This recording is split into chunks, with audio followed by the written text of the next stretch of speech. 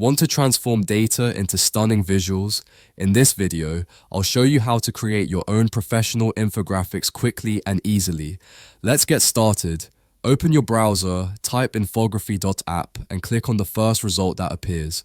Once you're on the home page, click on the Start for Free button. On the login page, simply click Continue with Google to sign in. On the main interface, you'll notice plenty of tools and options.